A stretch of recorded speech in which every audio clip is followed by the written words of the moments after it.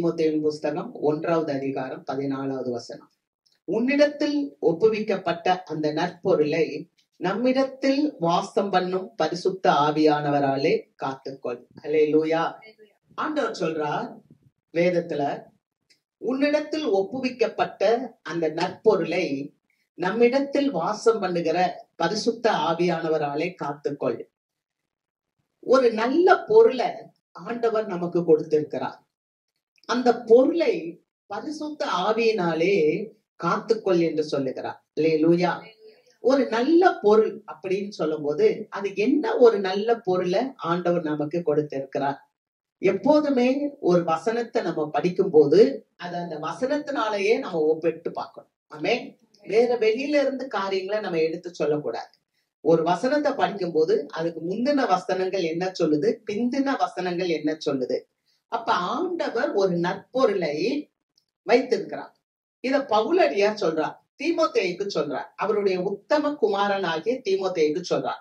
உன்னிடத்தில் ஒப்புவிக்கப்பட்ட அந்த நற்பொருளை நம்மிடத்தில் வாசம் பண்ணுகிற பரிசுத்த ஆவியினாலே காத்துக்கொள் அப்படின்னு சொல்றார். என்ன நற்பொருள் அப்படின்னு சொன்னா, அந்த நற்பொருள் என்பது இயேசு கிறிஸ்து. நற்பொருள் என்பது நல்ல போதனை. நற்பொருள் என்பது அன்பு. அந்த அன்பை, அந்த பரிசுத்தத்தை, அந்த ரட்சிப்ப, அந்த விசுவாசத்தை, அதையெல்லாம் நீ காத்துக்கொள், பரிசுத்த ஆவியினாலே காத்துக்கொள். இன்னைக்கு சபைக்கு ரொம்ப தேவை என்ன அப்படின்னு சொன்னா, நமக்கு அந்த நல்ல பொருளை காத்து கொள்ள வேண்டும்.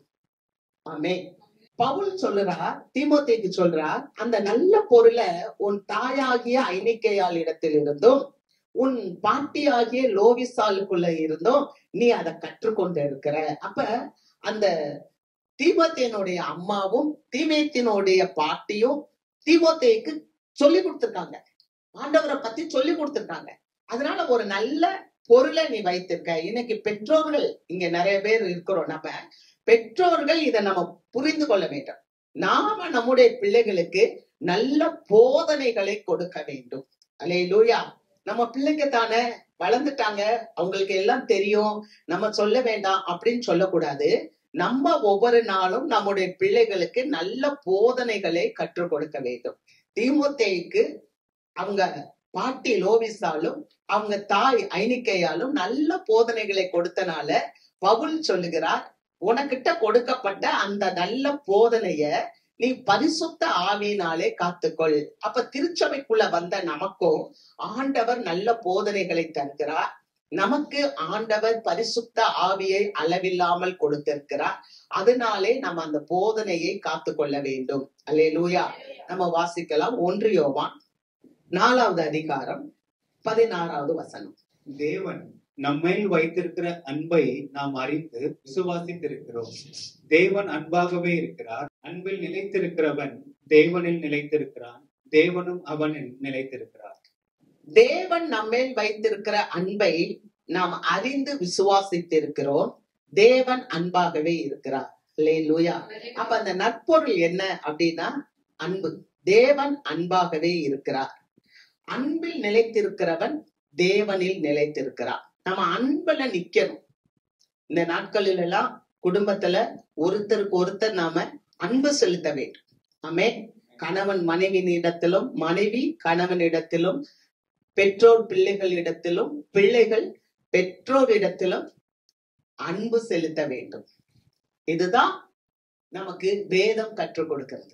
நீங்க எபேசியர் புஸ்தகம் 6வது அதிகாரத்தை பார்த்தீங்கன்னு சொன்னா ஆண்டவர் சொல்லுகிறார், பிள்ளைகளே உங்கள் பெற்றோருக்கு கீழ்ப்படியுங்க, பூமியிலே உங்க வாழ்நாட்கள் நீடித்திருப்பதற்கு உங்கள் தகப்பனையும் உங்கள் தாயையும் கனம் பண்ணுங்க.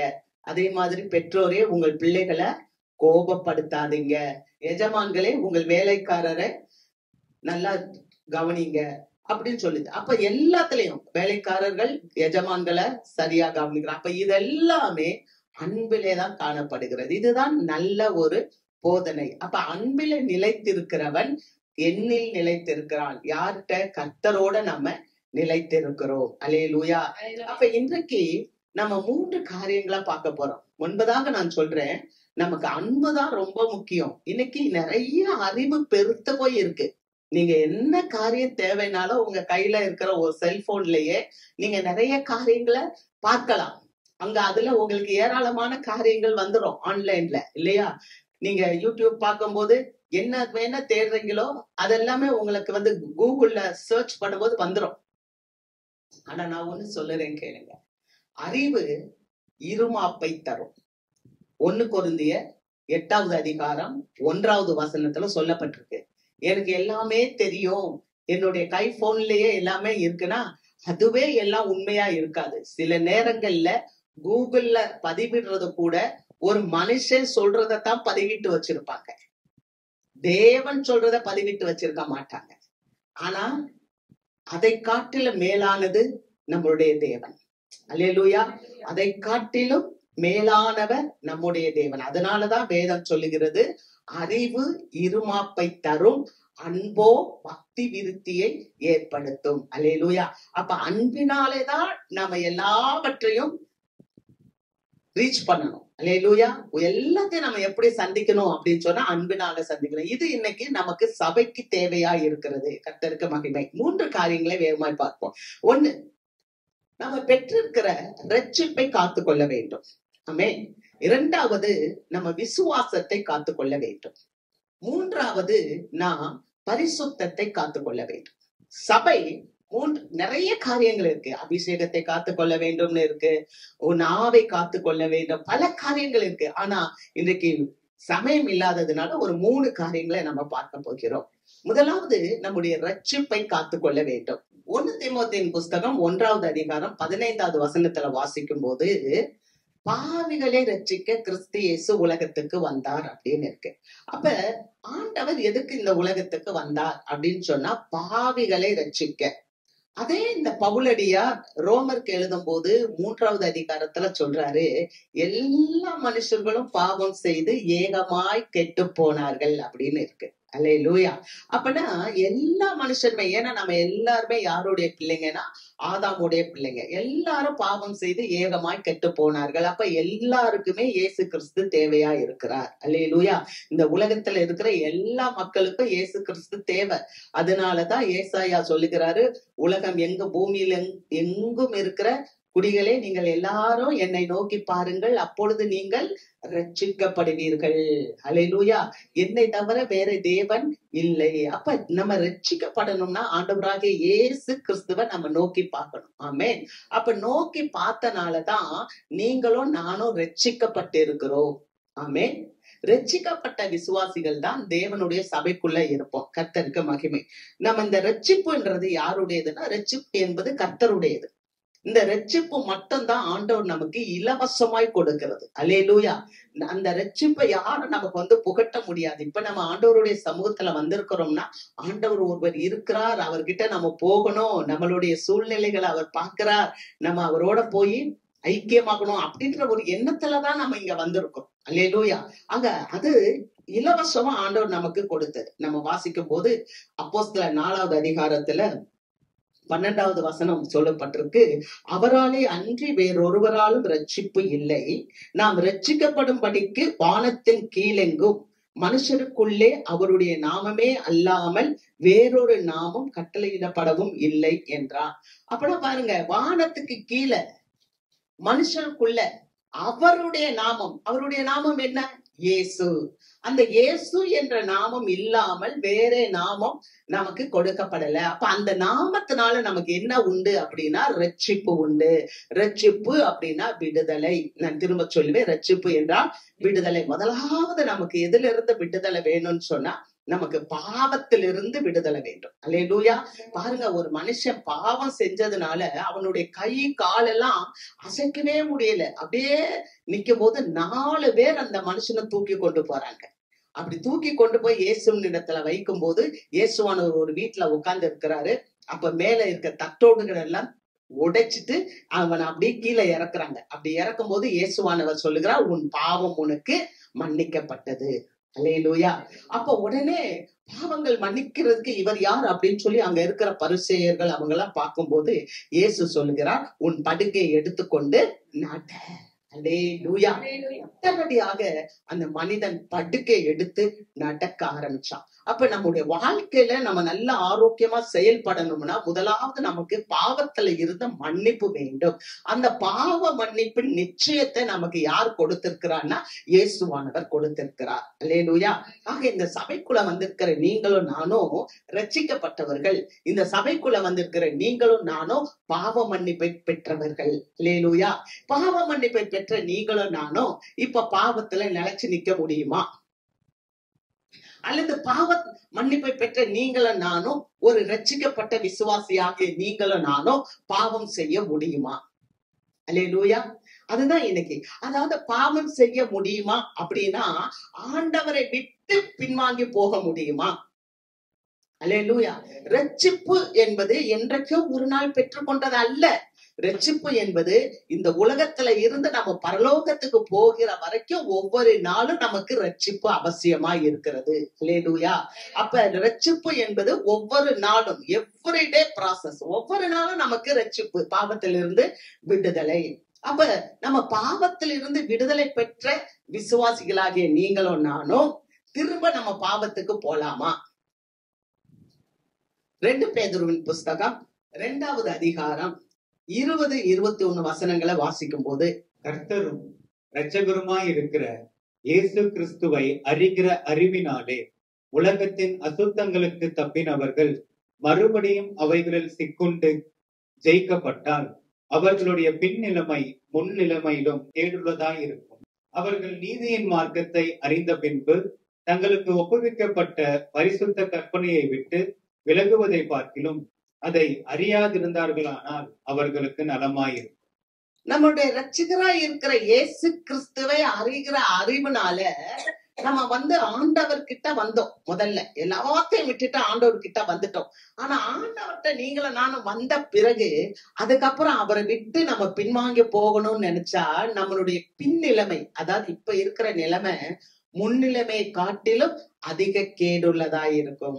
அப்ப இன்னைக்கு விசுவாசிகள் வாழ்க்கையில நிறைய போராட்டங்கள் உண்டு, கஷ்டங்கள் உண்டு, வேதனைகள் உண்டு, சோதனைகள் உண்டு, பாடுகள் உண்டு.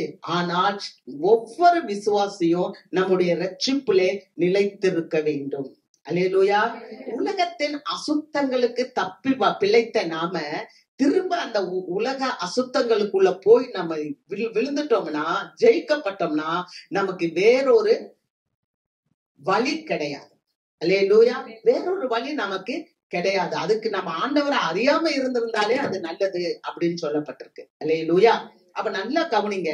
எனக்கு விசுவாசம் இருக்கு, நான் ரட்சிக்கப்பட்டேன். ஆனா எனக்கு பாடுகள் இருக்கு, சோதனைகள் இருக்கு, தேவைகள் இருக்கு. அதனால நான் ஆண்டவரை விட்டு தூர போறேன்னு நம்ம போயிடவே கூடாது. ஆமென். அதுதான் நம்ம ரட்சிப்பை காத்து கொள்ள வேண்டும். புரியுதா உங்களுக்கு? புரியுது தானே? ஆமென்.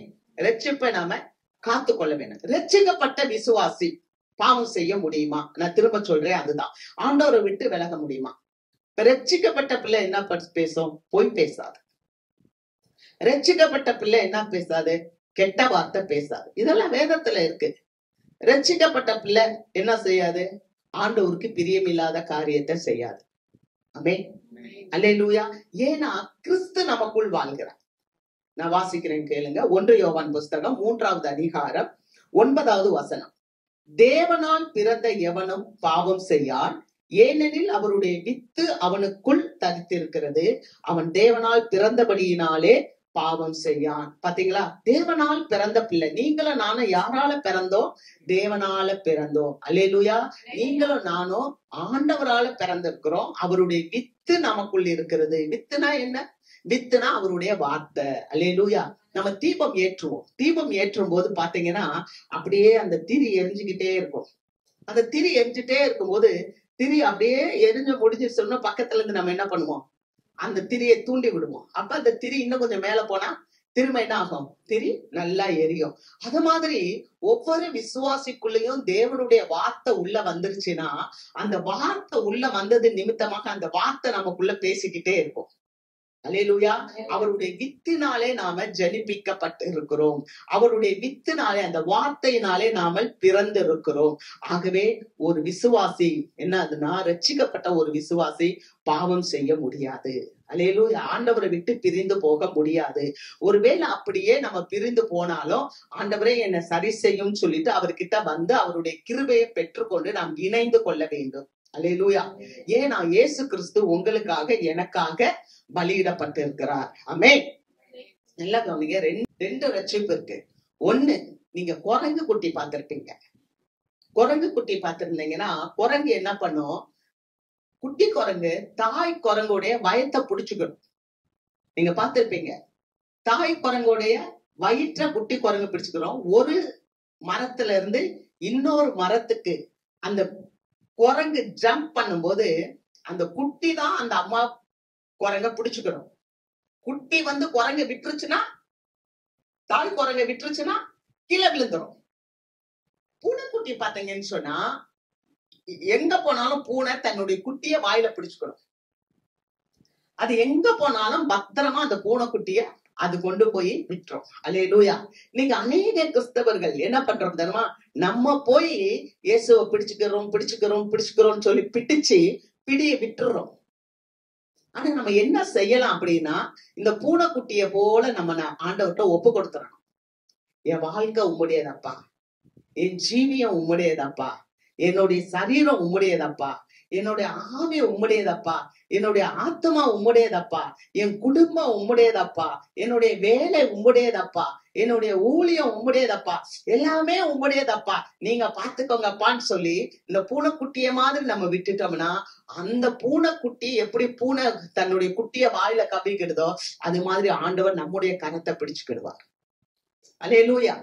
ஆண்டவர் நம்முடைய கரத்தை பிடிச்சுக்கிடுவார். நாம அவரை பிடிச்சோம்னா விட்டுருவோம். ஆனா அவர் நம்மளை பிடிச்சா விட மாட்டோம். அல்லேலூயா. அப்ப நம்ம யார பாக்கணும்னா நம்ம இயேசுவானவரை பார்க்கணும். நீங்க எபிரேயர் புஸ்தகத்துல 5வது அதிகாரம் 7வது வசனத்தை நம்ம வாசிக்கும் போது அங்க வசனம் சொல்லுது, அவர் மாம்சத்தில் இருந்த நாட்களில் தம்மை மரணத்திலிருந்து ரட்சிக்க வல்லமை உள்ளவரை நோக்கி பலத்த சத்தத்தோடும் கண்ணீரோடும் விண்ணப்பம் பண்ணி வேண்டுதல் செய்து தமக்கு உண்டான பயபக்தி நிமித்தம் கேட்கப்பட்டு, 9வது வசனம் வாசிக்கிறேன், தாம் பூரணரான பின்பு தமக்கு கீழ்ப்படுகிற யாவரும் பூரண ரட்சிப்பை அடைவதற்கு காரணராகி. அல்லேலூயா. இங்க நம்ம வாசிக்கிறோம், ஆண்டவராகிய இயேசு கிறிஸ்து ஒரு மனிதனாக இந்த உலகத்துல வந்து பிறந்தார். அவர் மாம்சத்தில் இருந்த நாட்களில், அதாவது மனுஷனா இந்த உலகத்துல வாழ்ந்த நாட்களில் அவரை ரட்சிக்க வல்லமை உள்ளவர். இயேசு கிறிஸ்துவுக்கு பிரச்சனை இருந்துச்சு, பாடுகள் இருந்துச்சு, சோதனைகள் இருந்துச்சு, வேதனைகள் இருந்துச்சு. அப்ப அவரை விடுவிக்க வல்லவர் யாருன்னா பிதாவாகிய தேவன். அந்த பிதாவாகிய தேவனை நோக்கி அவர் என்ன பண்றாரா? கண்ணீரோடு கதறாரு, அழுது வேண்டுதல் பண்ணி விண்ணப்பம் செய்து அவர் ஆண்டவர்கிட்ட என்ன பண்றார்? பெட்டிஷன் வைக்கிறார், நிறைய காரியங்களை வைக்கிறார். தம்முடைய பயபக்தி நிமித்தம் கேட்கப்பட்டு. அல்லேலூயா. நல்ல கவனிங்க. இயேசுவானவருக்கு பல பிரச்சனைகள் இருந்துச்சு. இயேசுவானவர் பசியா இருந்தார். அவருக்கு பசியா இருக்கும்போது பிசாசு வந்து சொல்றான், இந்த கல்லுகளை அப்பமாக்கு. அப்ப இயேசுவானவர் கல்லுகளை அப்பமாக்கவில்லை. 2வது இயேசுவை கைது பண்றாங்க. கைது செய்யும் போது இயேசுவானவர் நினைச்சிருந்தா 12 லேகியோனுக்கு மேலான ஆட்கள் வந்து இயேசுவானவரை காப்பாற்றி இருப்பாங்க. ஆனா இயேசுவானவர் அதை செய்யல. ஏன்னா பிதாவானவர் என்னோடு கூட இருக்கிறார், நான் பிதாவின் சித்தத்தை செய்யும்படிதான் இருக்கிறேன். அல்லேலூயா. 3வது இயேசுவானவர் மரணத்துக்கிட்ட போகும்போது அவருக்கு இன்னும் கொஞ்ச நேரத்துல அவர் சிலுவையில அறைய போகிறாங்க. நீங்க அதை எங்க வாசிக்கலாம்னு சொன்னா மத்தேயு புஸ்தகம் 26வது அதிகாரம் 36, 37 வசனங்கள் எல்லாம் வாசிக்கும் போது இயேசுவானவர் மரணத்துக்கு போக போறோம்னு சொல்லி ஆண்டவரை போய் ஜெபம் பண்றார். 3 முறை ஜெபிக்கிறாரு. ஆண்டவர் பிதாவானவர் பதில் தரல. இன்னைக்கு நம்ம வாழ்க்கையில கூட நம்ம அப்படி யோசிக்கலாம். நான் ஜெபித்து கொண்டே இருக்கிறேன், எனக்கு பதில் கிடைக்கவே இல்லை. என்னுடைய சூழ்நிலைகள் எல்லாம் பாருங்க ஆண்டவரே, எனக்கு உதவி செய்கிறவங்க யாருமே இல்ல ஆண்டவரே. எவ்வளவோ காரியங்கள்ல நான் தாகமா இருக்கேன், பட்டினியா இருக்கேன், ஒரு தேவையோட இருக்கேன் அப்படின்னு சொல்லி கூட நீங்க இருக்கலாம். ஆனா ஒண்ணு சொல்லவா, ரட்சிப்புக்குள்ள இருக்கிற உங்களுக்கு தேவன் நிச்சயமாக ஒரு விடுதலையை உண்டு பண்ணுவார். அல்லேலூயா. ஏன்னா இயேசுவானவர் ஜெபித்தார், அப்ப கூட பதில் கிடைக்கல. அவர் குருசிபிகேஷன்ல போய் தொங்குறாரு சிலுவையில. என் தேவனே என் தேவனே ஏன் என்னை கைவிட்டீர் அப்படின்னு சொல்றாரு. அப்பவும் பதில் இல்ல. ஆனா ஒண்ணு பாருங்க, தமக்கு உண்டான பயபக்தியின் நிமித்தம் அதை கேட்டு, என்னன்னா இயேசுவானவருக்கு ஒண்ணு தெரியும், எங்க அப்பா தான் என்னை அனுப்புனாரு, எங்க அப்பா என்னைய காப்பாற்றுவார். அல்லேலூயா. எங்க அப்பா அந்த அங்க வசனம் வாசிக்கிறோம் பாருங்க, தமக்கு உண்டான பயபக்தியின் நிமித்தம் கேட்கப்பட்டு. அப்ப சூழ்நிலையே என்ன மாதிரி இருந்தாலும் நீங்க அந்த சூழ்நிலையை பார்த்து பயப்படக்கூடாது. நான் ரட்சிக்கப்பட்ட விசுவாசி, என்னுடைய ரட்சிப்பை என்னுடைய அழைப்பை நான் காத்து கொள்வேன், ஏன்னா கிறிஸ்து என்னோடு கூட இருக்கிறார். அல்லேலூயா. அங்க 9வது வசனத்தை வாசிக்கிறோம், அவர் கீழ்ப்படிந்தவராகி அவர் நித்திய ரட்சிப்பை பெற்றாரா. நித்திய ரட்சிப்பு அப்படின்னு சொன்னா நித்திய ஜீவனுக்கு ஏதுவான ஒரு விடுதலை. அல்லேலூயா. நீங்களும் நானும் எதுக்கு அழைக்கப்பட்டிருக்கிறோம்னா நித்திய ஜீவனை பெற்றுக்கொள்ள வேண்டும். அல்லேலூயா. இந்த உலகத்திலேயே நம்ம இல்ல, பரலோக வாழ்வை நம்ம அனுபவிக்க வேண்டும், பரலோகத்துக்கு நாம சேர வேண்டும். ஆகவே அந்த நித்திய ஜீவனை பெற்றுக்கொள்றதுக்கு தான் நாம அழைக்கப்பட்டிருக்கோம். அல்லேலூயா. ஆக அந்த நித்திய ஜீவனை கொடுக்க, ஏன்னா வேதம் என்ன சொல்லுகிறது, மார்க்கு புஸ்தகம் 13வது அதிகாரத்துல 13வது வசனத்துல நம்ம வாசிக்கிறோம், முடிவு வரையும் நிலை நிற்பவனே ரட்சிக்கப்படுவான். அல்லேலூயா. அப்ப பாருங்க, அவர் அவ்வளவு தூரம் கீழ்ப்படிந்ததுனால அவர் நமக்கு நித்திய ரட்சிப்பை கொடுக்க அவர் நமக்கு முன்மாதிரியா வந்தார். அல்லேலூயா. ஹல்லேலூயா. அப்ப நம்முடைய வாழ்க்கையில நம்ம வலிய கர்த்தருக்கு ஒப்புவித்து அவர் மேல் நம்பிக்கையா இருக்கும்போது அவர் நம்முடைய காரியங்களை வாய்க்கச் செய்வார். ஆமென். ஹல்லேலூயா. உன் வலியை கர்த்தருக்கு ஒப்புவித்து அவர் மேல் நம்பிக்கையாக இரு, அவரே காரியங்களை வாய்க்கச் செய்வார். இந்த நம்பிக்கை, அந்த ரட்சிப்பின் நம்பிக்கை நமக்குள்ள இருக்க வேண்டும். 2வது பாருங்க, அவர் ரோமர்ல சொல்றாரு, 8வது அதிகாரம் 28வது வசனத்துல சொல்றாரு, அன்றியும் அவருடைய தீர்மானத்தின்படி அழைக்கப்பட்டவர்களால் தேவனிடத்தில் அன்பு கூறுகிறவர்களுக்கு சகலமும் நன்மைக்கு ஏதுவாய் நடக்கிறது. எது வந்தாலும் சரி, கர்த்தர் என் கூட இருக்கிறாரு, என்னை கைவிட மாட்டார். ஆமென். அல்லேலூயா. என்ன வந்தாலும் சரி, ஒரு விசுவாசிக்கு என்ன இருக்கணும்னா தைரியம் இருக்கணும். அல்லேலூயா. வாசிக்கிற எபிரேயர் புஸ்தகம் 4வது அதிகாரம் 15வது வசனத்தை நம்ம வாசிக்கும் போது, நம்முடைய பலவீனங்களை குறித்து பரிதவிக்கக்கூடிய பிரதான ஆசாரியர் நமக்கு இராமல் எல்லாவற்றையும் நம்மை போல சோதிக்கப்பட்டும் பாவமில்லாத பிரதான ஆசாரியரே நமக்கு இருக்கிறார். ஆகையால் நாம் இரக்கத்தை பெறவும் ஏற்ற சமயத்தில் சகாயம் செய்யும் கிருபையை அடையவும் தைரியமா கிருபாசன தண்டையில் சேர கடவோம். அல்லேலூயா. நம்முடைய பலவீனங்களை குறித்து பரிதவிக்க கூடிய பிரதான ஆசாரியர் நமக்கு இல்லை. ஏன்னா நமக்கு என்னென்ன பலவீனங்கள் இருக்கு, நம்மளுடைய சரீரத்துல பலவீனங்கள் இருக்கலாம், நம்மளுடைய ஆவியில பலவீனங்கள் இருக்கலாம், நம்மளுடைய ஆத்மாவில பலவீனங்கள் இருக்கலாம். இதே மாதிரியான பலவீனங்கள், இதே மாதிரியான போராட்டங்கள், இதே மாதிரியான கஷ்டங்கள் இயேசுவுக்கு வந்துச்சு. அதனாலதான் அவர் சொல்றாரு, நம்முடைய பலவீனங்களை குறித்து பரிதவிக்கிறவர் அல்ல, அவரும் நம்மை போல எல்லா விதத்திலும் அவர் சோதிக்கப்பட்டதுனால உங்களுக்கும் எனக்கும் அவர் சோதிக்கிறவங்களுக்கு உதவி செய்ய அவர் வல்லமை உள்ளவர். அல்லேலூயா. ஆகவேதான் அங்க பக்தன் சொல்கிறார், நாம கிருபையை பற்றி கொண்டு தைரியமாய் அவருடைய கிருபாசன தண்டையில சேருவோம். அல்லேலூயா. ஆக இன்னைக்கு ஒண்ணு என்னன்னா, நான் ரட்சிக்கப்பட்ட விசுவாசி, கர்த்தர் என்னை காப்பாற்றுவார், என்னை முடிவு பரியந்தம் காப்பாற்றுவார். அல்லேலூயா. அல்லேலூயா. நான் கர்த்தருக்கு விரோதமான காரியங்கள்ல போக மாட்டேன் அப்படின்னு சொல்லி நம்ம உறுதியா இருக்க முடியும். நமக்கு கொடுத்த அந்த ரட்சிப்பை காத்து கொள்ள வேண்டும். 2வது விசுவாசத்தை காத்துக்கொள்ள வேண்டும். யோவான் 1வது அதிகாரம் 12வது வசனம், அவருடைய நாமத்தின் மேல் விசுவாசம் வைத்து அவரை ஏற்றுக்கொண்டவர்கள் எத்தனை பேர்களோ அத்தனை பேர்களும் தேவனுடைய பிள்ளைகள் ஆகும்படி அவர்களுக்கு அதிகாரம் கொடுத்தார். அல்லேலூயா.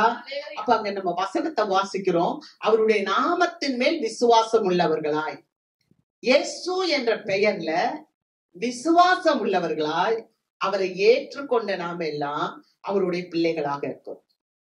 அல்லேலூயா. அப்ப இந்த விசுவாசம் நம்ம விசுவாசத்தை காத்துக்கொள்ளணும். அவரை விசுவாசிக்கிறதுனால நமக்கு என்னவா, நாம அவருடைய சொந்த பிள்ளையா மாறிட்டோம். அடுத்த வசனம் சொல்லுது, அவர்கள் இரத்தத்தினாலாகிலும் புருஷ சித்தத்தினால் ஆகிலும் மாம்ச சித்தத்தினால் ஆகிலும் பிறவாமல் தேவ சித்தத்தினாலே பிறந்தவர்கள், தேவனாலே பிறந்தவர்கள், தேவனுடைய வார்த்தையினாலே பிறந்தவர்கள். அல்லேலூயா. நீங்களும் நானும் யாரால பிறந்திருக்கோம்? தேவனுடைய வார்த்தையினால் பிறந்திருக்கிறோம். ஆமென். அல்லேலூயா. ஒரு முறை நம்ம ரட்சிக்கப்பட்டோம். ஆனா ரட்சிக்கப்பட்ட நீங்களும் நானும் பரிசுத்த ஆவியினால் நிரப்பப்பட்டிருக்கிறோம். மறுபடியும் நம்ம பிறந்திருக்கிறோம். ஆண்டவருடைய வார்த்தையினால நாம பிறந்திருக்கிறோம். அல்லேலூயா. அதனாலதான் நீங்க யாக்கோபு புஸ்தகம் 1வது அதிகாரம் 18வது வசனத்தை நீங்க வாசிக்கும் போது, உங்களே என்னைய ஆண்டவர் தெரிந்தெடுத்திருக்கிறார், அவர் சித்தம் கொண்டு தம்முடைய சிருஷ்டிகளில் நாம் முதல் பலன் ஆவதற்கு நம்மை சத்திய வசனத்தினாலே ஜெனிப்பித்தார். பாத்தீங்களா? அவர் சித்தம் கொண்டார். என்னன்னா, உங்களையும் என்னையும் தெரிந்து கொண்டார். எதற்காக தெரிந்து கொண்டார்? முதற் பலனாக. அல்லேலூயா. அல்லேலூயா. நீங்களும் நானும் ஆண்டவருடைய பிள்ளைகள், முதற் பலனானவர்கள். நம்மளை தெரிந்து கொண்டு நம்மளை அவருடைய வார்த்தையினாலே நம்மளை ஜெனிப்பித்தார். அப்ப வார்த்தையினால நாம உண்டாக்கப்பட்டிருக்கிறோம். ஆமென். இதை நம்ம மறக்க கூடாது. அப்ப விசுவாச பிள்ளைங்களுக்கு வாழ்க்கையில என்ன இருக்கு? போராட்டம் வரும். ஏன்னா நீங்களும் நானும் ஆண்டவருடைய பிள்ளைங்க. ஆனா இன்னொரு கூட்டம் இருக்கு, அது சாத்தானுடைய கூட்டம். ஆண்டவருக்கும் சாத்தானுக்கும் எப்போதுமே என்ன இருக்கும்? சண்டை. அல்லேலூயா. ஆண்டவர் நன்மை செய்துட்டு இருந்தார். பிசாசு என்ன பண்ணான்? நன்மை செய்யற இயேசு கிறிஸ்துவை கொண்டு போய் சிலுவையில வச்சு அறைய போனான். ஆனா இயேசு இறந்துட்டாரா? இல்ல. 3ஆம் நாள் உயிரோட எழுந்துட்டார். அல்லேலூயா. அப்ப இயேசுவானவர் ஜெயித்தார். ஆமென். அது போல தேவ பிள்ளைகளுக்கும் இந்த உலகத்துல போராட்டம் உண்டு. அதனாலதான் இயேசு கிறிஸ்துவனுடைய சகோதரனாகிய யூதா அவருடைய புஸ்தகத்துல எழுதும் போது, பொதுவான ரட்சிப்பை குறித்து நான் உங்களுக்கு எழுத வேண்டும் அப்படின்னு இருந்தேன். ஆனா அதை காட்டிலும் ஒரு விஷயம், உங்களுக்கு ஒப்பு கொடுக்கப்பட்ட விசுவாசத்துக்காக நீங்கள் போராட வேண்டும் என்பதை எழுதி அதை கண்டித்து உணர்த்துவது எனக்கு நலமாயிருந்தது. அல்லேலூயா. அப்ப அவர் சொல்றாரு, ஒரு விஷயம், உங்களுக்கு ஒப்பு கொடுக்கப்பட்ட விசுவாசத்துக்காக நீங்க போராட வேண்டும். அல்லேலூயா. நான் இயேசுவின் பிள்ளை, நான் இயேசு மேல நம்பிக்கையா இருக்கேன், நீங்க கண்ணை மூடிட்டு போயிட முடியாது. ஏன்னா பிசாசு, உங்கள் எதிராளியாகிய பிசாசானவன் யாரை விழுங்கலாமோ என்று கெர்ச்சிக்கிற சிங்கம் போல சுற்றி திரிங்க. இப்ப நம்ம தேவனுடைய பிள்ளைங்க தானே. ஆனா நமக்கு சில பிரச்சனைகள் வருது இல்ல. நம்ம தேவனுடைய பிள்ளைங்க தானே, நம்ம விசுவாசிகள் தானே. ஆனா நமக்கு சில போராட்டங்கள் வருது இல்ல. இந்த போராட்டத்துல நாம ஜெயம் எடுக்க வேண்டும். அல்லேலூயா. அப்ப தேவ பிள்ளைங்களுக்கு என்ன போராட்டம் பாருங்க. ஆண்டவர் சொல்றாரு, இயேசு சொல்றாரு. யார பார்த்து சொல்றாரு? பேதுருவை பார்த்து சொல்றாரு. நீங்க வீட்டுல போய் வாசித்து பாருங்க. லூக்கா எழுதின நற்செய்தி நூல் 22வது அதிகாரத்துல 32வது வசனத்துல, பிசாசு உன்னை சோதிக்க கேட்டுக்கொண்டான், உன்னுடைய விசுவாசம் ஒளிந்து போகாதபடிக்கு உனக்காக நான் வேண்டுதல் பண்ணுகிறேன். இயேசு சொல்றார், அவருடைய சீஷன்ட்ட சொல்றார், எப்பா ஆண்டவருக்கு எல்லாமே தெரியும். சீஷன் மறுதளிப்பான்றதே ஆண்டவருக்கு தெரியும். சேவல் கூவும் முன்ன 3 முறை நீ மறுதளிப்பன்னு தெரியும். ஆனா இயேசுவானவர் சொல்றாரு, உன்னுடைய விசுவாசம் ஒளிந்து போகாமல் இருக்க உனக்காக நான் வேண்டுதல் செய்கிறேன். அப்ப விசுவாசம், ஏன்னா அவருக்கு தெரியும் இந்த பேதுரு மறுதளிப்பாரு, பேதுரு ஆண்டவரை விட்டு தூரம் போவாரு, ஆனா திரும்ப மனம் திரும்பி இயேசுவின் இடத்துல வருவாரு. இவருக்கு விசுவாசம் உறுதியா இருக்கணும். ஏன்னா பிசாசு சுளகினால சுளைப்பது போல கேட்டுக்கொண்டாராம். அல்லேலூயா. நீங்க பாருங்க, நிறைய பிள்ளைங்க என்னன்னா அப்படிதான் இருக்கிறாங்க. நான் தேவனுடைய பிள்ளை, நான் தேவனுடைய பிள்ளைன்றாங்க. ஆனா சாதாரணமா ஏதாவது ஒரு காரியத்துல வலிகி விழுந்துடுறாங்க. ஆனா ஆண்டவர் சொல்றார், உங்களுக்காக எனக்காக அவர் ஜெபம் பண்ணி கொண்டு இருக்கிறார். அல்லேலூயா. வாசிக்கலாம். மார்க் புஸ்தகம் 16வது அதிகாரம் 17-18. விசுவாசிக்கிறவர்களால் நடக்கும் அடையாளங்கள் யாவன, விசுவாசிக்கிறவர்களால் நடக்கும் அடையாளங்கள் யாவன, என் நாமத்தினாலே பிசாசுகளை துரத்துவார்கள், என் நாமத்தினாலே பிசாசுகளை துரத்துவார்கள், நவமான பாஷைகளை பேசுவார்கள், நவமான பாஷைகளை பேசுவார்கள், சர்ப்பங்களை எடுப்பார்கள், சர்ப்பங்களை எடுப்பார்கள், சாவுக்கேதுவான யாதொன்றை குடித்தாலும், சாவுக்கேதுவான யாதொன்றை குடித்தாலும் அது அவர்களை சேதப்படுத்தாது, அது அவர்களை சேதப்படுத்தாது, வியாதியஸ்தர் மேல் கைகளை வைப்பார்கள், வியாதியஸ்தர்கள் மேல் கைகளை வைப்பார்கள், அப்பொழுது அவர்கள் சொஸ்தமாவார்கள் என்றார். அப்பொழுது அவர்கள் சொஸ்தமாவார்கள் என்றார். அல்லேலூயா. ஏன் உங்களுடைய விசுவாசம் ஒளிந்து போகாதபடிக்கு உனக்காக நான் வேண்டுதல் செய்கிறேன் என்று சொன்னாருன்னா, விசுவாசிகளால் நடக்கும் அற்புதங்கள் யாவன. அல்லேலூயா. உங்களால, ஒவ்வொரு விசுவாசியால அற்புதம் செய்ய முடியும். அல்லேலூயா. ஒவ்வொரு விசுவாசியும் அற்புதமாகவும் அடையாளமாகவும் இருக்க முடியும். என்ன பல குணமாக்குவீங்க, நோய்களை குணமாக்குவாங்க. விசுவாசிகளால் நடக்கும் அடையாளம் யாரால நடக்கும்? சத்தமா சொல்லுங்க. விசுவாசிகளால் நடக்கும். அப்ப என்னால நடக்கும் அடையாளங்கள் யாவன? ஆண்டவர் விசுவாசிகளுக்கு கொடுத்து போயிருக்கிறார்.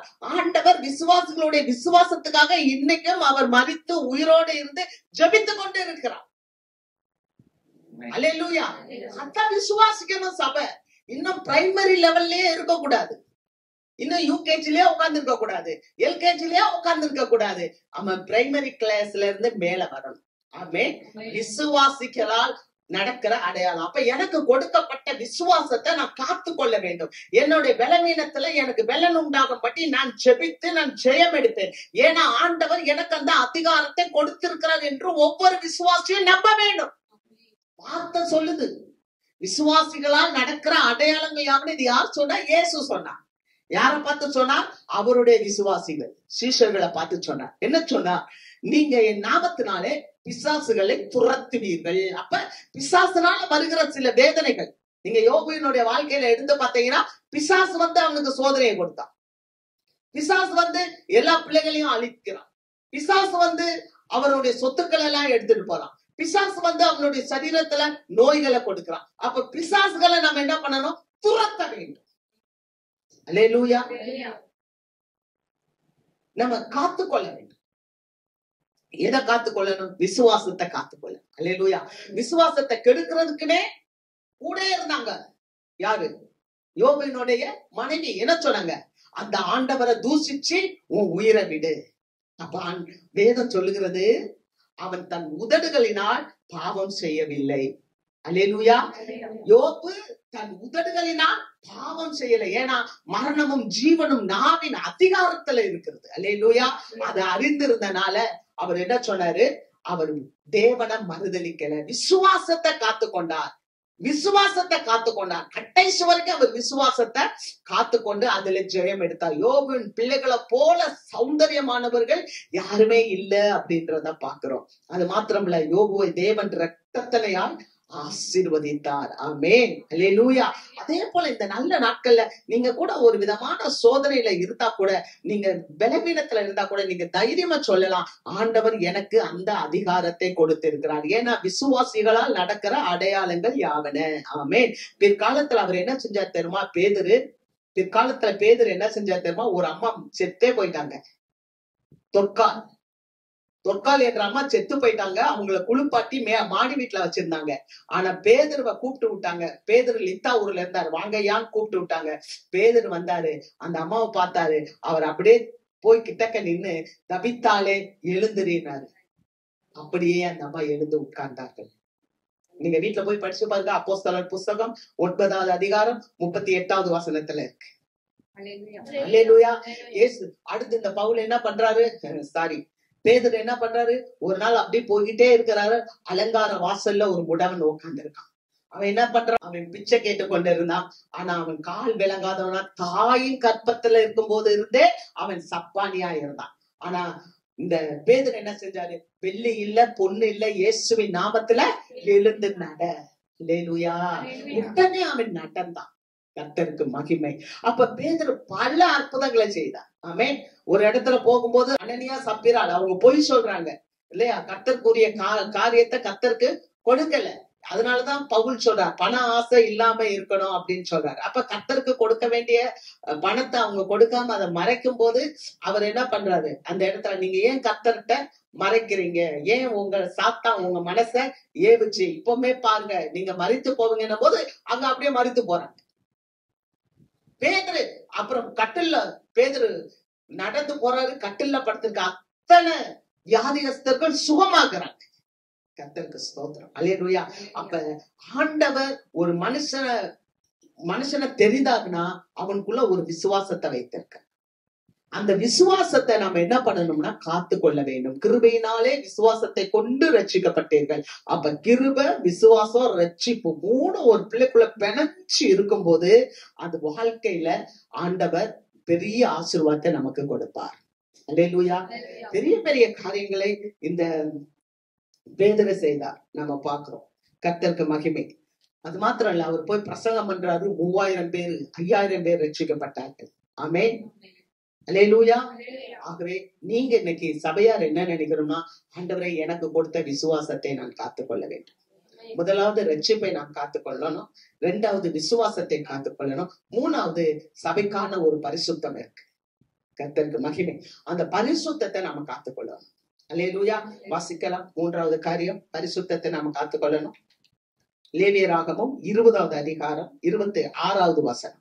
கர்த்தராகிய நான் பரிசுத்தராய் இருக்கிறபடியினாலே நீங்களும் எனக்கேற்ற பரிசுத்தவான்களாய் இருப்பீர்களாக. நீங்கள் என்னுடையவர்களாய் இருக்கும்படிக்கு உங்களை மற்ற ஜனங்களை விட்டு பிரித்தெடுத்தேன். ஆண்டவர் சொல்றார், நான் பரிசுத்தராய் இருக்கிறது போல நீங்களும் எனக்கேற்ற ஜனமா இருங்க, பரிசுத்தமா இருங்க. அல்லேலூயா. அவருக்கேற்ற பரிசுத்தமா இருக்கணுமா? அவருக்கேற்ற பரிசுத்தமா. இன்னைக்கு குடும்பங்கள்ல கல்யாணம் ஆகுனா பிள்ளைங்க எப்படி இருப்பாங்க? தன் கணவனுக்கு ஏற்ற வாழ்க்கை வாழணும். ஆமென். அல்லேலூயா. அப்படித்தானே? இந்த ரைட்ஸ் பேசுறது வேற. ஆனா ஆண்டவர் முதலாவது ஆதாம படைச்சார். ஆதாமுக்கு துணையாக ஏவாளை படைத்தார். அப்ப ஆதாம் மணிமகுடம், அதுக்கப்புறம் அந்த மகுடத்துல இருந்து அவன் ஒரு ஏவாளை ஆண்டவர் படைச்சார். அல்லேலூயா. அப்ப எப்படி நான் அவருக்கேற்ற பரிசுத்தம், நம்ம மணவாளனாகிய கிறிஸ்துவுக்கு ஏற்ற பரிசுத்தமா மணவாட்டி இருப்பான். அல்லேலூயா. மணவாளனாகிய கிறிஸ்து சபைக்கு, சபை மணவாட்டி. அப்ப அந்த மணவாளனாகிய கிறிஸ்துவுக்கு ஏற்ற பரிசுத்தமா இருக்கணும். ஏன்னா அவர் சொல்லுகிறார், நீங்கள் என்னுடையவர்கள். அல்லேலூயா. நம்ம யாருடையவங்க? நம்ம தேவனுடையவர்கள். சங்கீதம் 29 2வது வசனம், சங்கீதம் 96 9வது வசனம் சொல்லப்பட்டிருக்கு, பரிசுத்த அலங்காரத்தோடே கர்த்தரை தொழுது கொள்ளுங்கள். அல்லேலூயா. எப்படி தொழுது கொள்ளணுமா ஆண்டவரை? பரிசுத்த அலங்காரத்தோட. மனசுல பூரா வக்கிரத்தை வச்சுக்கிட்டு, மனசுல பூரா கபட வச்சுக்கிட்டு, மனசுல பூரா பொறாமையும் இதையும் வச்சுக்கிட்டு ஆண்டவர் சமூகத்துல வந்தா நிக்க முடியுமா? நீங்க வீட்டுல போய் படிச்சு பாருங்க. சங்கீதம் 15வது அதிகாரத்தை படிச்சு பாருங்க. யார் கர்த்தருடைய கூடாரத்தில் ஏறுவான்? யார் கர்த்தருடைய மகிமையில பிரவேசிக்க முடியும்? அப்ப உள்ளத்துல தூய்மை இருக்கணும், செயல்கள்ல தூய்மை, கைகள்ல சுத்தம், இதெல்லாம் இருக்கிறவங்க தான் ஆண்டவர் கிட்ட போக முடியும். அல்லேலூயா. அதனாலதான் அவர் சொல்றாரு, பரிசுத்த அலங்காரத்தோடே கர்த்தரை தொழுது கொள்ளுங்கள். நம்ம நினைப்போம், என்ன நினைப்போம் தெரியுமா? வாரம் வாரம் கோயிலுக்கு வந்துடுறோம், வாரம் வாரம் ஆண்டவர் கிட்ட காணிக்க போட்டுறோம், வாரம் வாரம் ஆண்டவருடைய சமூகத்துல வந்துடுறோம் அப்படின்னு நம்ம நினைப்போம். சிலர் வாரம் வாரம் கோயிலுக்கே வரமாட்டேன்றாங்க, வாரம் வாரம் அவங்க காணிக்கையே வைக்க மாட்டாங்க அப்படின்னு நினைப்போம். அது வராம இருந்தாலும் காணிக்க வைக்காட்டாலும் அது சிலது பரிசுத்தமா இருக்கும். நம்ம வந்துட்டதுனால, நம்ம ஒழுங்கா காணிக்க வைக்கிறதுனால நம்ம பரிசுத்தமா இருக்கிறோமா அப்படின்றத நம்ம தான் நம்ம நிர்தாரிக்கணும். அல்லேலூயா. ஆமென். அது வராம இருக்கிறவங்க பரிசுத்தமா இருக்கிறவங்களும் இருக்காங்க, ஆனா வராம இருக்க கூடாது. வேதம் சொல்லுது, சபை கூடி வருதலை சிலர் விட்டு விடுகிறது போல நீங்கள் விட்டு விடாதிருங்கள். அப்ப அது சேரணும். அல்லேலூயா. சபைக்கு வரணும். ஆனா ஒரு மனுஷன் சொன்னான் இல்லையா, என்ன சொன்னான்? நான் வாரம் வாரம் ஆலயத்துக்கு வரேன், நான் உபவாசம் பண்றேன், நான் தசமபாகத்தெல்லாம் தாரேன், நான் நீதிமானா இருக்கேன்னு சொல்லி. ஆனா இன்னொருத்தன் எதுவுமே இல்லை, ஆனா அவன் தன்னை தாழ்த்தி அவன் ஏறிட்டான், ஆண்டவர் கிட்ட வந்துட்டான். அல்லேலூயா. அவன் உள்ள வரக்கூட, ஆண்டவரே நான் பாவியா இருக்கேன், என் மேல் கிருபையாக இருந்தா ஆண்டவர் கிட்ட வந்துட்டான். அதனால ஆண்டவர் நம்மளை எப்படி பாக்குறாருன்னா, அவர் ஒரு மெஷர்மெண்ட் வச்சிருக்கிறார், அவர் ஒரு அளவுகோல் வச்சிருக்கிறார். அல்லேலூயா. நம்ம யாரையும் ஒண்ணும் சொல்ல முடியாது. ஆமென். நம்ம யாரையும் நல்லவங்களும் சொல்ல முடியாது, கெட்டவங்களும் சொல்ல முடியாது. அந்த நியாய தீர்ப்பு கொடுக்கறதுக்கு தேவன் நமக்கு அந்த அதிகாரத்தையே கொடுக்கல, எனக்கும் கொடுக்கல, உங்களுக்கும் கொடுக்கல. அல்லேலூயா. நியாய தீர்ப்பு செய்ய வேண்டிய அதிகாரம் யார்கிட்ட இருக்குன்னா இயேசுவானவர்கிட்ட தான் இருக்கு. ஆமென். நம்ம செய்ய வேண்டியதை செஞ்சுட்டு போயிட்டே இருக்க வேண்டும், யாரையும் நம்ம குற்றப்படுத்தவே கூடாது. அல்லேலூயா. சிலருக்குன்னா பாத்தீங்கன்னா இந்த நாட்கள்ல நிறைய குற்றப்படுத்துகிற ஆவி இருக்கு. ஆனா வேதம் சொல்லுது, அவனவன் தன் தன் கண்ணுல இருக்கிற உத்தரத்தை பாரு, உன் சகோதரன் கண்ணுல இருக்க துரும்ப பாக்குறது என்ன. அல்லேலூயா. அப்ப நம்ம மற்றவங்களை அளவிடவே கூடாது. அல்லேலூயா. நம்ம ஆண்டவர் பரிசுத்தர், நம்மளுடைய கம்பாரிசன் ஆண்டவர்கிட்ட தான். அல்லேலூயா. நல்ல சத்தமா சொல்லுங்க. தூங்குறவங்க எல்லாம் அல்லேலூயா சொல்லுங்க. நம்மளுடைய பரிசுத்தத்துல நாம காக்க வேண்டும். கர்த்தருக்கு மகிமை. அதனாலதான் வசனத்துல வாசிக்கிறோம், 6வது அதிகாரம் மத்தேயு 6:9, பரமண்டலத்தில் இருக்கிற எங்கள் பிதாவே உங்களுடைய நாமம் பரிசுத்தப்படுவதாக. ஆண்டவருடைய நாமம், நம்ம அப்பா பேரே பரிசுத்தம், நம்ம ஏசப்பா பேரே பரிசுத்தம். அதனாலதான் அவர் சொல்றார், நான் சுத்தம் உள்ளவர் போல நீங்களும் சுத்தம் உள்ளவர்களா இருங்க. அங்க வாசிக்கிறோம் 1 பேதுரு 1வது அதிகாரம் 15வது வசனம் 16வது வசனத்துல வாசிக்கும் போது அங்க அவர் சொல்றாரு, உங்களை அழைத்தவர் பரிசுத்தராய் இருக்கிறது போல நீங்களும் உங்கள் நடக்கைகள் எல்லாவற்றிலும் பரிசுத்தராய் இருங்கள், நான் பரிசுத்தர் ஆகையால் நீங்களும் பரிசுத்தமாய் இருங்கள் என்று எழுதி இருக்கிறது. அல்லேலூயா. உங்களை அழைத்தவர், நம்மளை அழைத்தவர் எப்படி இருக்கிறாரா? பரிசுத்தம் உள்ளவர். நீங்க நல்லா கவனிங்க. இந்த மந்திரவாதம் எல்லாம் வைப்பாங்க, பில்லி சூனியம் எல்லாம் வைப்பாங்க. இதெல்லாம் ஏன் விசுவாசிகளுக்கு பலிக்க மாட்டேங்குது? விசுவாசிகளுக்கு பலிக்காது. ஏன்னா வசனம் சொல்லுது, என்னாகுமோ புஸ்தகம் 23வது அதிகாரம் 23வது வசனத்துல, யாக்கோபுக்கு விரோதமான மந்திரவாதம் இல்லை, இஸ்ரவேலுக்கு விரோதமான குறி சொல்லுதல் இல்லை. அப்ப மந்திரவாதமானாலும் அது குறி சொல்லுதல் ஆனாலும் உங்களுக்கு விரோதமா வராது, தேவ பிள்ளைகளுக்கு விரோதமா வராது. ஏன்னா நம்முடைய தேவன் பரிசுத்தர். அல்லேலூயா. அவர் பரிசுத்தமா இருக்கிறது போல தேவ பிள்ளைகளாக நீங்களும் நானும் பரிசுத்தமா இருக்கிறோம். ஆமென். அல்லேலூயா. கர்த்தருக்கு மகிமை. எப்படி எதுல பரிசுத்தமா இருக்கணுமா? அங்க 2 கொரிந்தியர் 7வது அதிகாரம் 1வது வசனத்துல சொல்லப்பட்டிருக்கு, மாம்சத்திலும் ஆவியிலும் உண்டான எல்லா அசுசியும் நீங்க நம்மை சுத்திகரித்து கொண்டு பரிசுத்தமாகுதலை தேவ பயத்தோட பூரணப்படுத்துங்க. மாம்சத்திலும் ஆவியிலும் நமக்கு சுத்திகரிப்பு வேண்டும். அல்லேலூயா. மாம்சம்னா என்ன? மாம்சம்னா சரீரம், ஆவி, சிந்தனை, எல்லாத்திலும் நமக்கு என்ன வேணும்? சுத்திகரிப்பு வேண்டும். அதுக்கு முதல்ல அவர் சொல்றாரு, பவுல் சொல்றாரு 6வது அதிகாரம் அங்க 14வது வசனத்துல நம்ம வாசிக்கிறோம். 14, அந்நிய நுகத்திலே அவிசுவாசிகளுடன் பிணைக்கப்படாதிருப்பீர்களாக, நீதிக்கும் அநீதிக்கும் சம்பந்தம் ஏது, ஒளிக்கும் இருளுக்கும் ஐக்கியம் ஏது, கிறிஸ்துவுக்கும் பேலியாளுக்கும் இசைவேது, அவிசுவாசியோட விசுவாசிக்கு பங்கேது, தேவனுடைய ஆலயத்துக்கும் விக்கிரகங்களுக்கும் சம்பந்தம் ஏது, நான் அவர்களுக்குள்ளே வாசம் பண்ணி அவர்களுக்குள்ளே உலாவி அவர்கள் தேவனாய் இருப்பேன், அவர்கள் என் ஜனமாய் இருப்பார்கள் என்று தேவன் சொன்னபடி நீங்கள் ஜீவனுடைய தேவனுடைய ஆலயமாய் இருக்கிறீர்களே.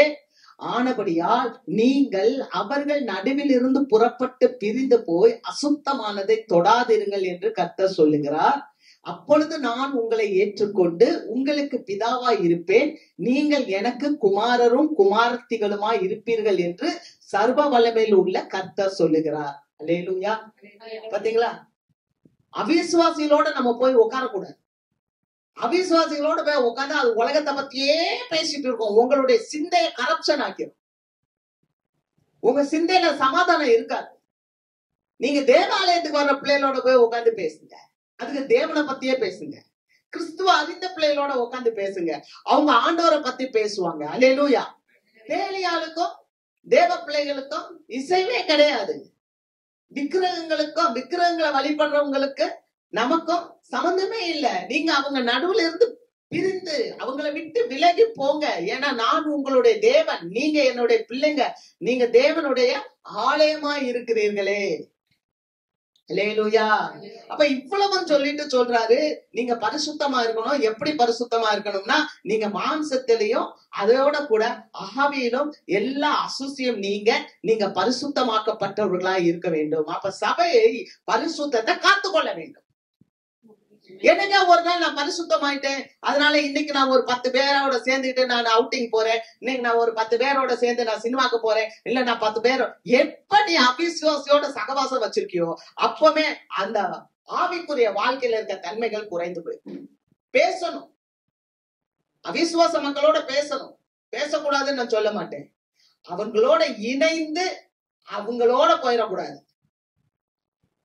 அல்லேலூயா. அவர்களை விசுவாசத்துக்குள்ள கொண்டு வரணும் நாம. ஆமென். போல நிறைய பேர் போயிட்டாங்க, நான் பார்த்திருக்கேன், நிறைய பேர் போயிருக்காங்க அவிசுவாசிகளோட. நம்ம சபைக்கு ஆண்டவர் பேசுறாரு, இதயத்திபா பேசல. தயவு செய்து நீங்க புரிஞ்சுக்கோங்க. நான் ஏன் இன்னைக்கு வந்து இதை பேசணும்? ஆண்டவர் சபையை காக்க விரும்புறார். ஏன்னா மணவாளன் சீக்கிரம் வரப்போறார். அல்லேலூயா. மணவாளன் சீக்கிரம் வரப்போறார், மணவாட்டியே ஆயத்தம் பண்ணுறார். தேவன் கொடுக்கிற வார்த்தை. நீங்க அவிசுவாசிகளோட போய் பேசிக்கிட்டு, அவிசுவாசிகள் நான் ரியல் எஸ்டேட் பண்றேன், நான் வந்து வீடு வாங்குறேன், நான் வந்து இத்தனை கோடி அத்தனை கோடி பண்றேன், உங்களுக்காக தான் வீடு ஆண்டவர் அழகா கட்டி வச்சுக்கிட்டு இருக்கிறார். அல்லேலூயா. ஆண்டவர் கட்டி வச்சுக்கிட்டு இருக்கிறாரு. அங்க அந்த வீட்டை அவர் கட்டி முடிச்சுட்டு அவர் வந்து நம்மளை கூட்டிட்டு போறார். அல்லேலூயா. அப்ப அவர் நம்மளை கூட்டிட்டு போகணும்னா நம்ம எப்படி இருக்கணும்? வாசிக்கலாம். 1 தெசலோனிக்கேயர் புஸ்தகம் 4வது அதிகாரம் 3:7.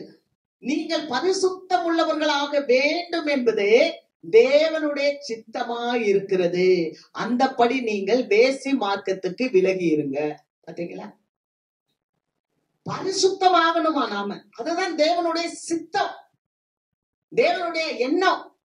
நான் சொல்ல வசனம் அப்படியே சொல்லுது, சபை பரிசுத்தமாகணும், அதுதான் தேவனுடைய சித்தம். சபை வந்து சொல்ற, நீங்க தவறா நினைச்சுக்காதீங்க. சபை வந்து 10 வீடு கட்டணும், சபை வந்து ஒரு 1000 என்னது கிலோ கணக்குல நகை வச்சிருக்கணும், சபை வந்து பெரிய பெரிய இதா அப்படி எல்லாம் ஆண்டவர் சொல்லல. தயவு செய்து நீங்க புரிஞ்சுக்கணும். சபைக்கு இதெல்லாம் தேவைன்றத ஆண்டவர் தருவார். ஆகாரம் தருவாரு, வீடு தருவாரு. அவர் கட்டாத வீட்டையும் நட்டாத மரம் எல்லாத்தையும் செய்யறவர் அவர். அதெல்லாம் நான் சொல்ல வரல. சபைக்கு ஆண்டவர் என்னன்னா அவர் சொல்றது பரிசுத்தமாக்க வேண்டும் என்பதே அவருடைய சித்தம். 7வது வசனம், தேவன் நம்மை அசுத்தத்துக்கல்ல பரிசுத்தத்துக்கே அழைத்திருக்கிறார். கவனிச்சீங்களா?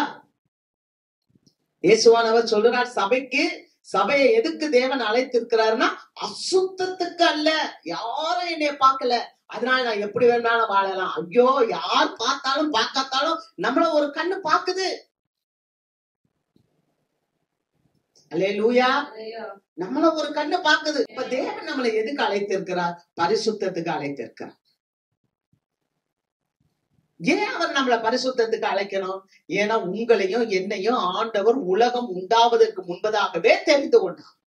நீங்க எபேசியர் புஸ்தகம் 1வது அதிகாரம் 4வது வசனத்தை நம்ம வாசிக்கும் போது அங்கே சொல்லப்பட்டிருக்கிறது, தமக்கு முன்பாக நாம் அன்பில் பரிசுத்தம் உள்ளவர்களும் குற்றம் இல்லாதவருமாய் இருக்கிறதுக்கு உலக தோற்றத்துக்கு முன்பாகவே தேவன் உங்களையும் என்னையும் தெரிந்து கொண்டார்.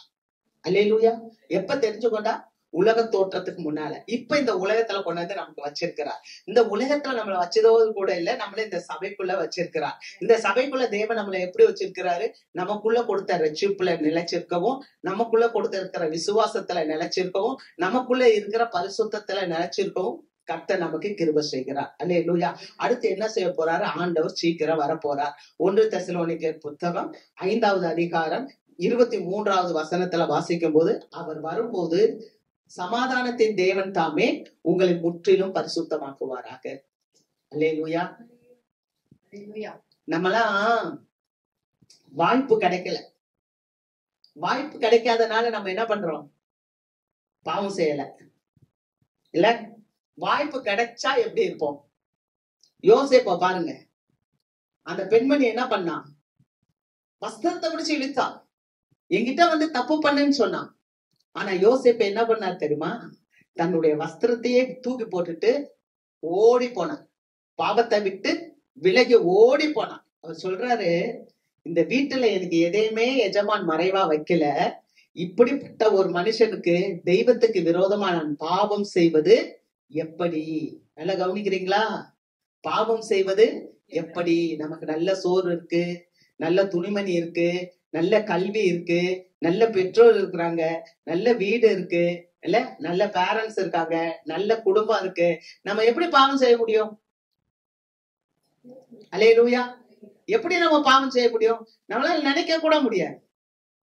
ஒரு இடத்துல ஒரு அம்மா, ஆண்டவர் உட்கார்ந்து இருக்கிறார், ஒரு வீட்டுல ஆண்டவர் உட்கார்ந்து இருக்கிறார், இயேசு உட்கார்ந்து இருக்கிறார். ஒரு அம்மா வர்றாங்க, அவங்க கையில ஒரு நலத தைலம் இருக்கு, ஒரு சென்ட் பாட்டில் இருக்கு. அப்படியே அந்த அம்மா என்ன பண்றாங்க, அதை உடைச்சி ஆண்டவருடைய சிரசுல ஊத்துறாங்க. அல்லேலூயா. அப்படி ஊத்தும் போது அங்க கிட்டக்க இருக்கிறவங்களுக்கெல்லாம் கடுப்பு வருது, கோபம் வருது.